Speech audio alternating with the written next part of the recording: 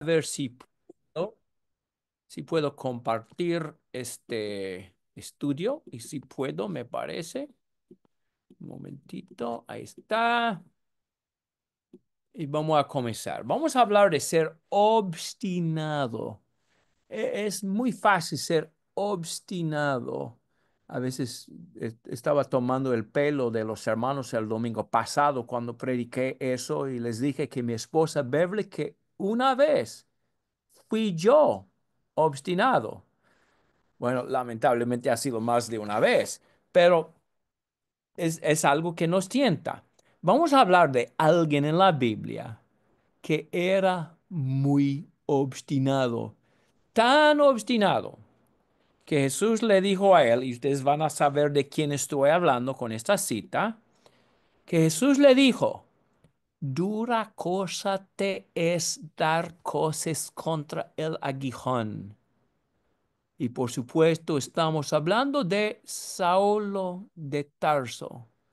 Saulo de Tarso era muy obstinado y es lo que Jesús quería decirle al decirle, dura cosa te es dar cosas contra el aguijón. El aguijón era como un palo con una pieza de metal en la punta que era usada para forzar a los bueyes a realizar sus tareas. Quizás hay algunos aquí que se han criado en el campo, lo que sea, sabe de qué estamos hablando. Los bueyes a veces no quieren, pero el aguijón les motiva, digamos. Pero el dar cosas contra el aguijón.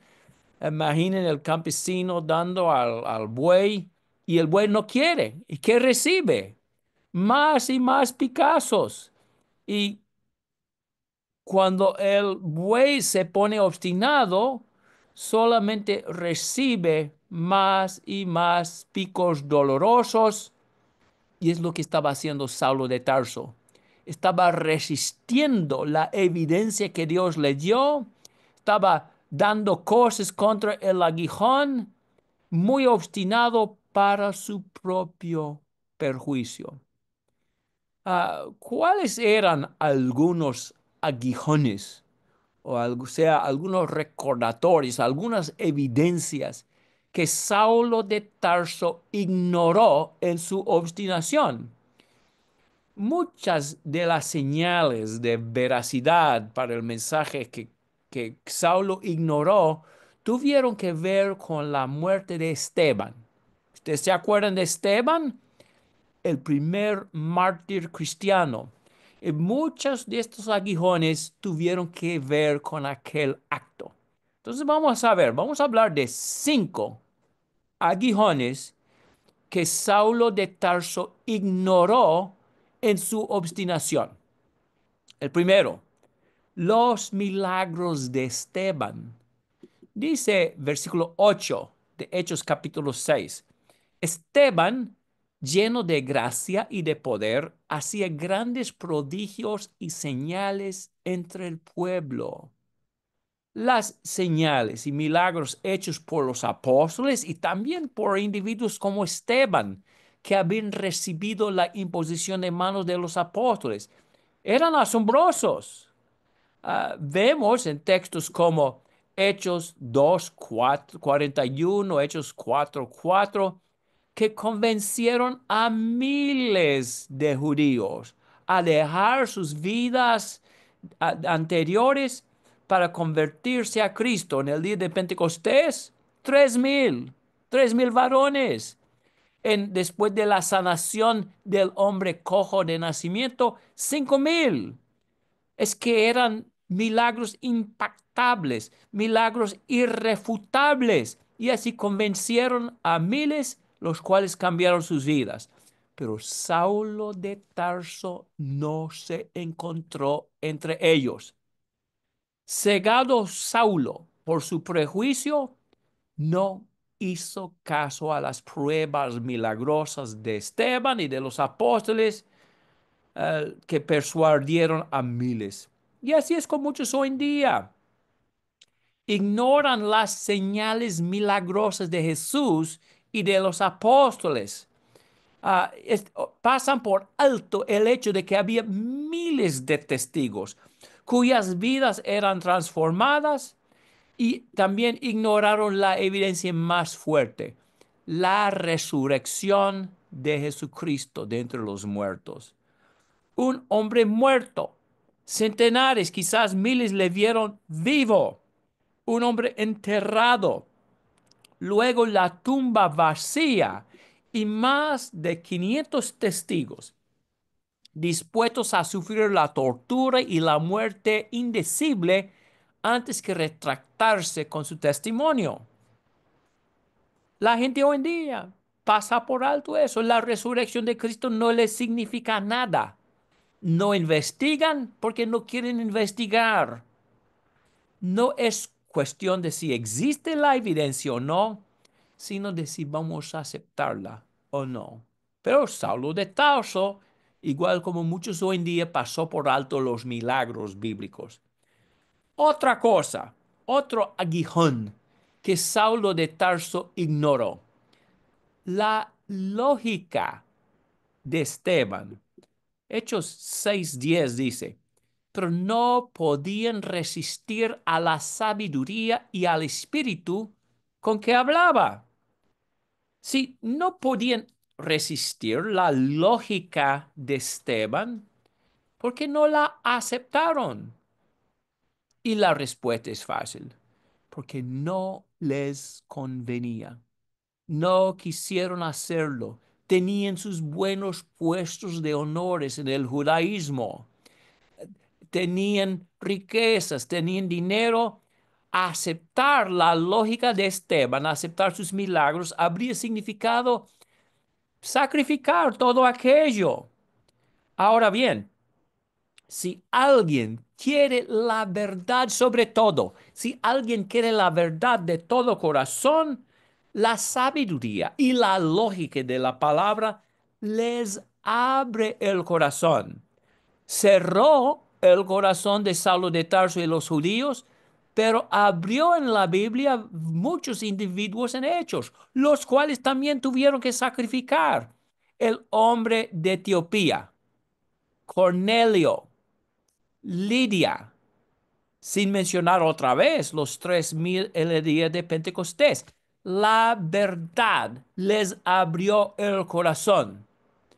Pero si alguien es obstinado, si alguien quiere su comodidad, si alguno quiere su rutina, no quiere dejar la rutina, entonces, si quieren su tradición más que la verdad, no van a aceptar la lógica. No les interesa. Vivimos en un mundo postmodernista, o sea, un mundo en el cual no hay interés en la verdad. Muchos preguntan si existe tal cosa como verdad. Y pocos preguntan, ¿qué es la verdad sobre este asunto? ¿Qué significa este texto bíblico para mí? Mi esposa y yo hablamos de eso a veces y mencionamos el otro día que uno podría citar 2 o 3 docenas de textos bíblicos claros que enseñan lógicamente cómo proceder, por ejemplo, cómo llegar a ser cristianos, pero en la mente de muchos no tiene mucho peso. Para ellos, la pregunta clave no es qué enseña la Biblia, qué enseña lógicamente. La única pregunta que tienen es, ¿esto me hace sentir bien o no? Si me siento bien con eso, está bien. Si no, lo voy a ignorar. Pero la verdad de Dios se encuentra en la sabiduría de la palabra. Salmo 119, 105 dice, lámpara es a mis pies. ¿Qué cosa? Tu palabra y luz para mi camino. El texto no dice, lámpara es a mis pies mis sentimientos, mis emociones, pero es lo que siguen casi todos hoy en día. Siguen sus sentimientos, siguen sus emociones hacia la muerte espiritual. No seamos como Saulo de Tarso, no seamos como la mayor parte de la gente hoy en día. hagamos caso a la lógica y a la sabiduría de la palabra de Dios.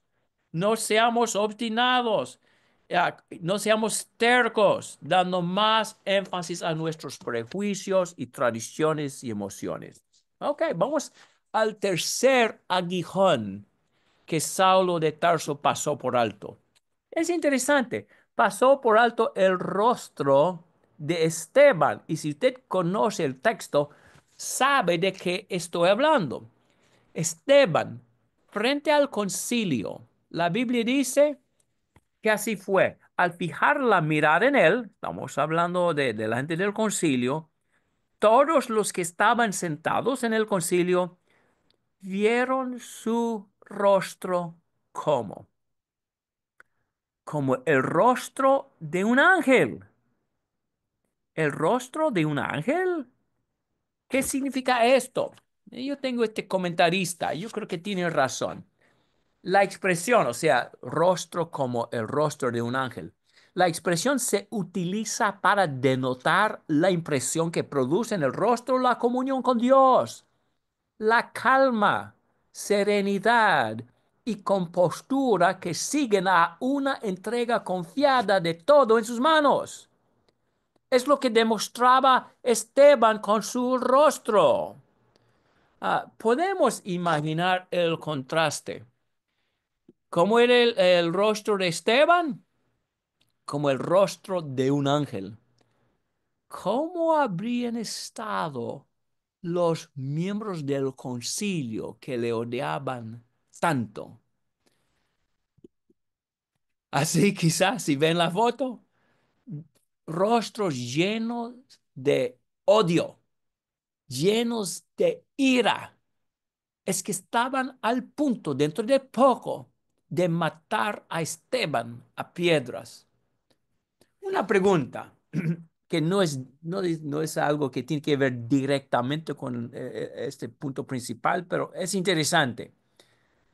Lucas es quien escribió el libro de Hechos. Dice Lucas que escribió solamente después de investigarlo todo con diligencia. ¿De dónde Lucas habría conseguido su información en cuanto a la muerte de Esteban? ¿Cuál de los amigos de Lucas habría estado presente en el juicio de Esteban para observar su rostro como el rostro de un ángel, para ver todo lo que pasó? Yo creo que habría tenido un solo amigo allí, un solo amigo que podría haberle contado esta historia por la inspiración del Espíritu Santo. Habría sido el mismo Saulo de Tarso. Es que luego, por supuesto, muchos de ustedes saben, se convirtió a Cristo, llegó a ser mejor conocido como el apóstol Pablo y Lucas era su compañero. Sin duda, Saulo de Tarso, más tarde Pablo, le contó a Lucas como el rostro de Esteban era como el de un ángel. A veces yo pienso, ¿cuánto Pablo habría recordado ese rostro de un ángel que Esteban tenía, especialmente después de darse cuenta de la inocencia de Esteban? Yo imagino que habría recordado el rostro de un ángel en sus sueños. Ahora, vamos a hacer una aplicación. Hoy en día, el rostro de amor y de paz que tienen los verdaderos seguidores de Cristo a veces detiene a los rebeldes en su obstinación. Ah, Yo voy a dar un ejemplo de un amigo que yo conozco aquí. Este amigo se llama Keith y ahí está a la derecha cuando estaba en un conjunto de rock y con compañeros malísimos. Y él dice que ahí andaba con las drogas, con todo lo feo que normalmente acompaña ese estilo de vida, pero él llegó a conocer a una señorita Luego llegó a ser su esposa. Dice que vio en el rostro de ella una paz, un amor, un desinterés en ella, interés en los demás que él nunca había visto antes.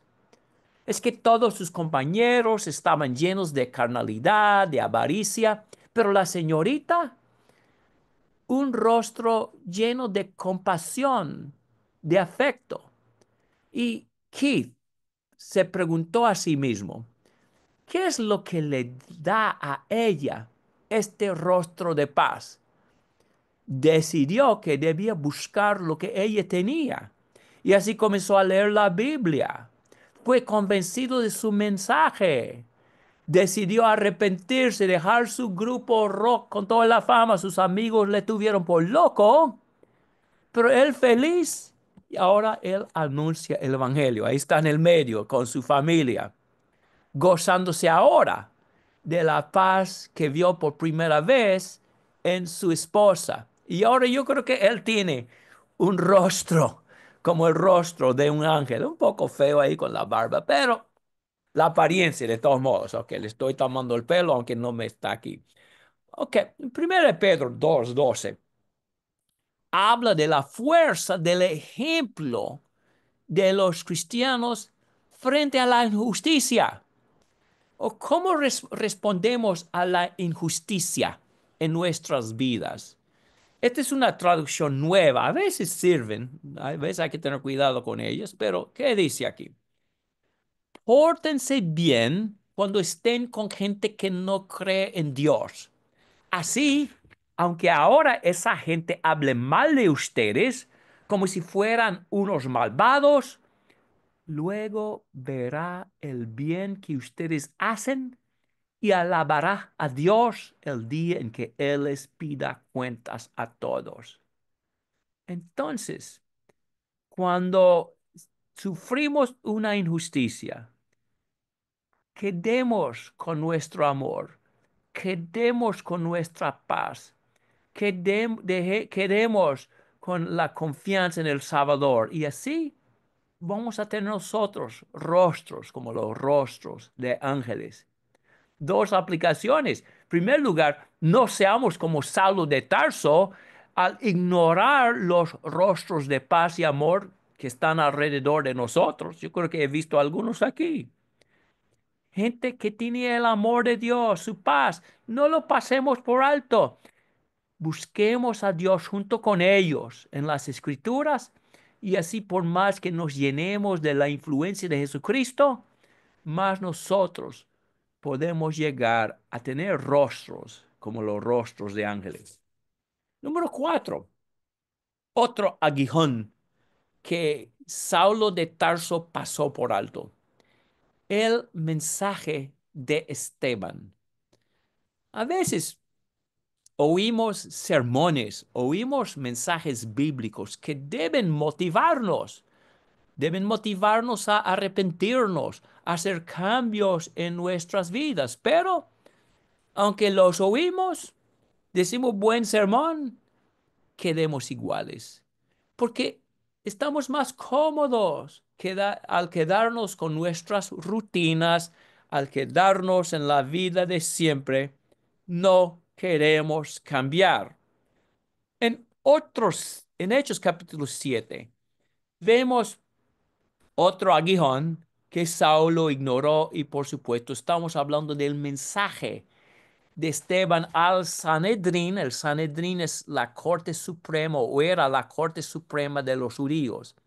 En este mensaje es todo capítulo 7, no vamos a leerlo todo, pero en todo capítulo 7, Esteban mostró a la corte cómo Dios había tratado a través de los siglos de ayudar a los judíos, de ayudar a los israelitas. ¿Y cómo lo hizo Dios? Con muchos profetas, con liberadores o con otros hombres que querían ayudarlos. Esteban habló específicamente de Moisés. Pero ¿qué hicieron? ¿Qué hicieron los judíos con Moisés? Se burlaron de él, le dieron muchos problemas, muchos le rechazaron. Dios les envió a José. Pero cómo los hermanos de José, los antepasados de los judíos, cómo trataron a José. Le vendieron como esclavo, le rechazaron. Y era el caso con muchos profetas que Dios envió. Los antepasados de los judíos que estaban escuchando a Esteban, los habían muerto, los habían asesinados.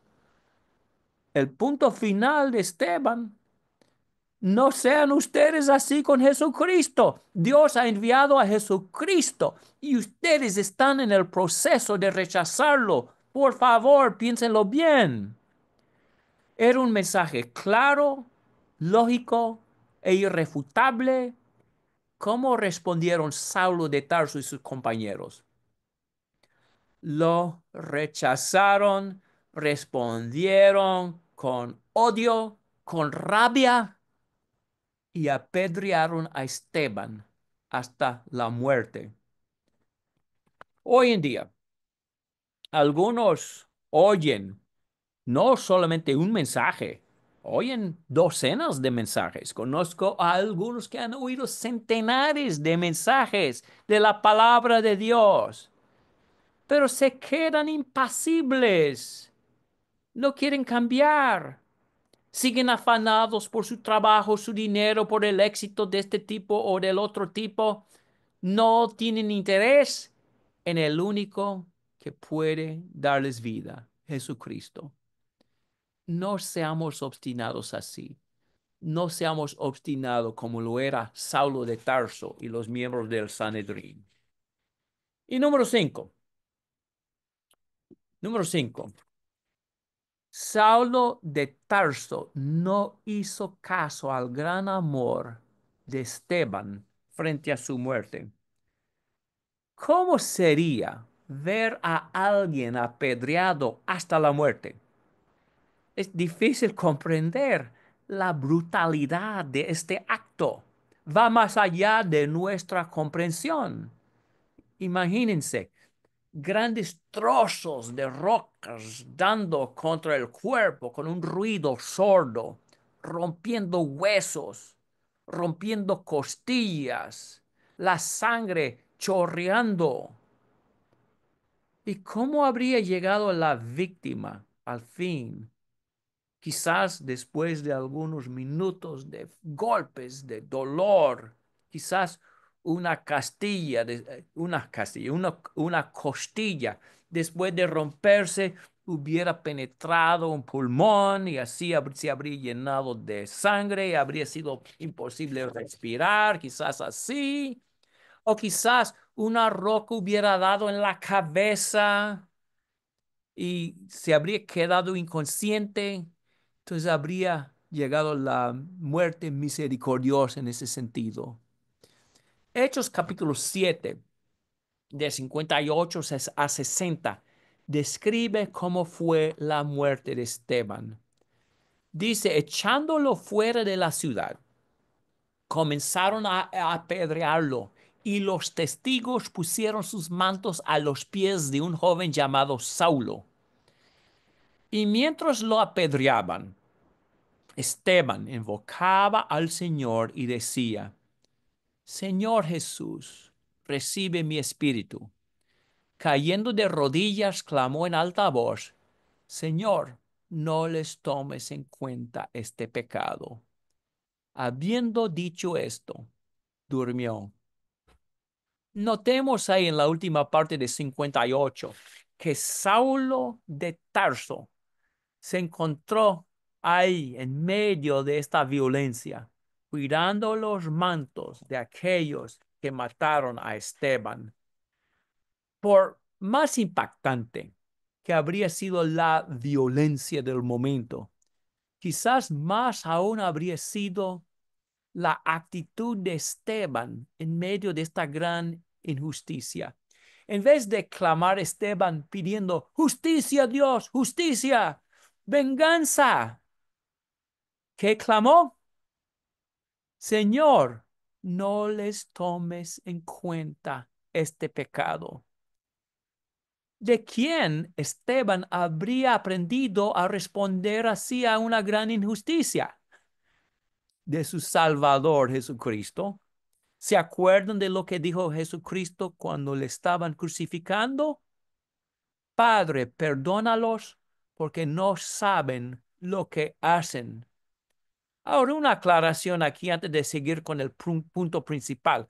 ¿Esto significa que Dios les perdonó sin que se arrepintieran? No, así él dicen algunos. Con respecto a las palabras de Esteban, también las palabras de Jesús. Pero Dios siempre perdona a los que se arrepienten. Vemos la misericordia de Dios en el hecho de que les dio tiempo para arrepentirse. En el caso de Jesús, muchos de ellos se salvaron. Sí, 3,000 en el día de Pentecostés, otros miles más luego. Pero ¿qué tuvieron que hacer? Arrepentirse. En el caso de Esteban, ¿alguien fue perdonado? Sabemos al menos de uno, el mismo Saulo de Tarso, pero ¿qué tuvo que hacer? Arrepentirse. Entonces no pensemos que en este texto Dios promete perdonar al que se niega a arrepentirse, pero lo impresionante no es el perdón sin arrepentimiento, sino el espíritu de Esteban, que deseaba lo mejor aún para aquellos que le estaban torturando.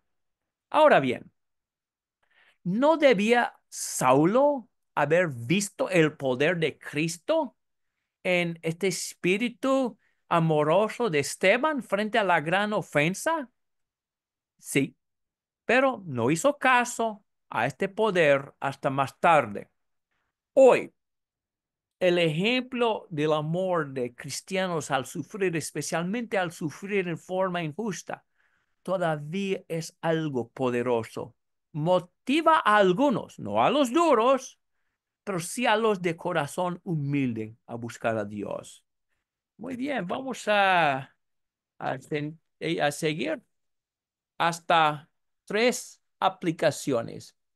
Ah, la primera aplicación, aceptemos las injusticias de la vida con dignidad y con amor. Así podemos ser como Esteban.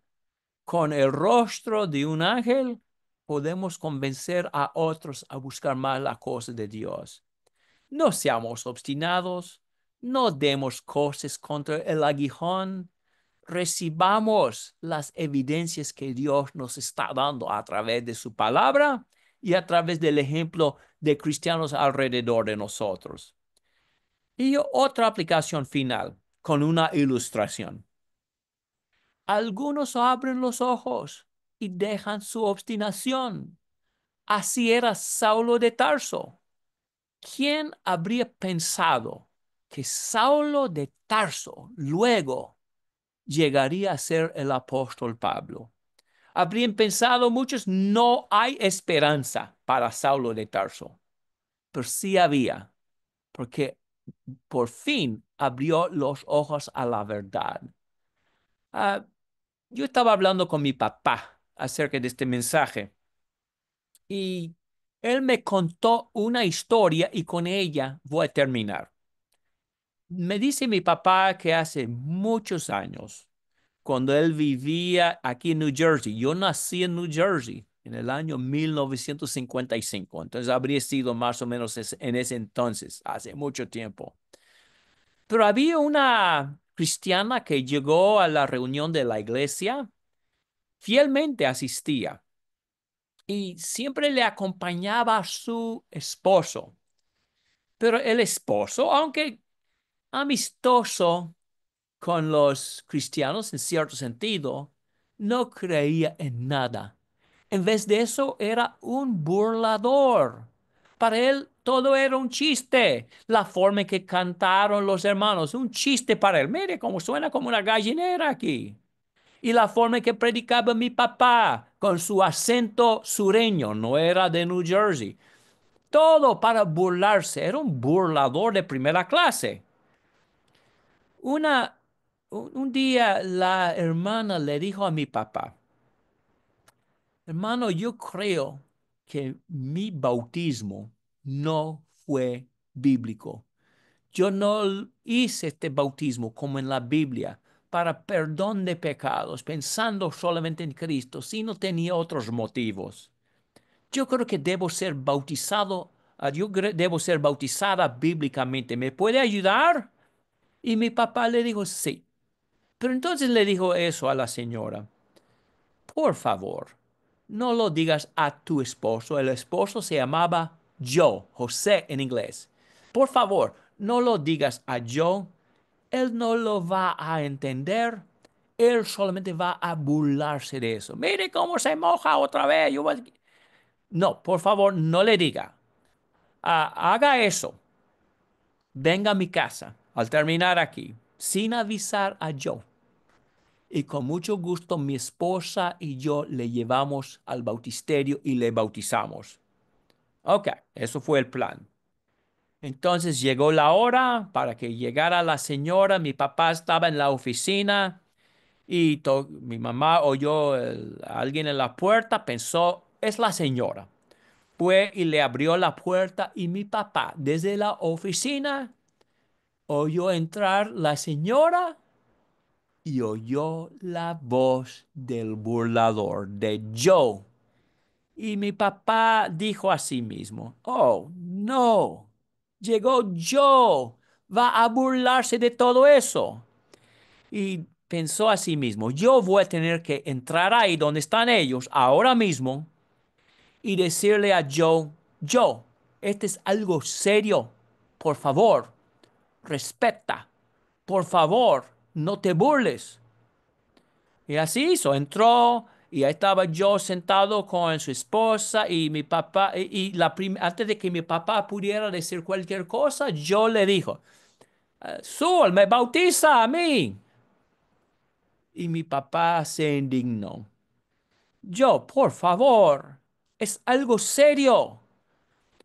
Tu esposa quiere bautizarse, está muy seria ella. En vez de burlarse de ella, debes apoyarla, aunque no entiendas todo.